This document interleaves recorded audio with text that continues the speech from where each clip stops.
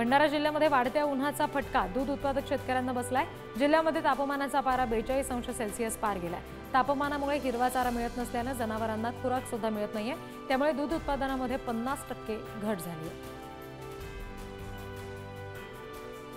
तेलंगणामध्ये यंदा कापूस बियाणांची मागणी वाढली आहे, मात्र वाढलेली मागणी पूर्ण करण्यासाठी बियाणांचा साठा नाहीये।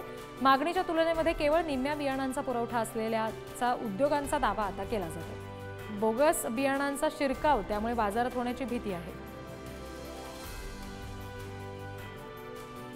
वाशिम जिल्ह्यामध्ये शेतकऱ्यांनी पेरणीसाठी तयारी सुरू केलेली आहे, त्यामुळे शासनाच्या वतीने जिल्ह्यात 43,845 मेट्रिक टन रासायनिक खताचा साठा उपलब्ध करून दिल्याची माहिती कृषी विभागाने दिली आहे। तर पेरणीच्या वेळी खताचा योग्य आणि नियंत्रित वापर करण्याचं आवाहन सुद्धा कृषी विभागाने केलेलं आहे।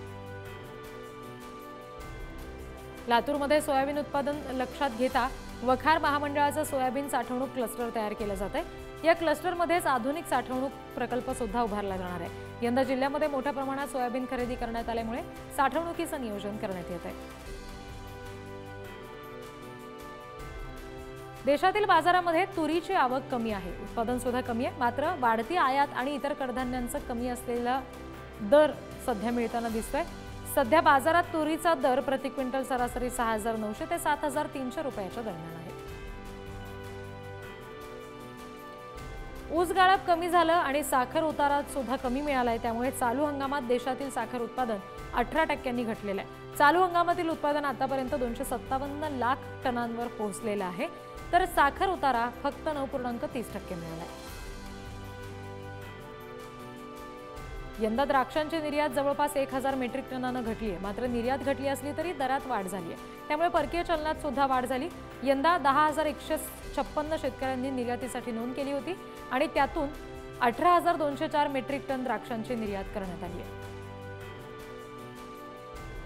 अवकाळी पावसाचा पपईच्या बागांना मोठा फटका बसला आणि पपईच्या मागणीवर सुद्धा त्याचा परिणाम झालाय, त्यामुळे पपईच्या दरात घसरण झालेली आहे। सध्या पपईला सरासरी प्रति क्विंटल 1,000 ते 1,400च्या दरम्यान भाव मिळतोय। पुढील काही दिवसांमध्ये पपईची आवक कमी होऊन दर सुधारण्याचा अंदाज आहे।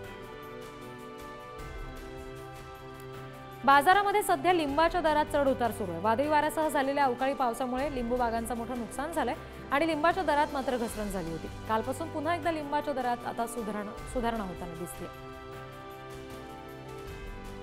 बाजारात लसणाची आवक वाढली आहे, लसणाला मागणी सुद्धा चांगली आहे, त्यामुळे लसणाचे दर स्थिर असून सध्या लसणाला प्रति क्विंटल 6,000 ते 7,000 रुपयाच्या दरम्यान दर मिळतोय।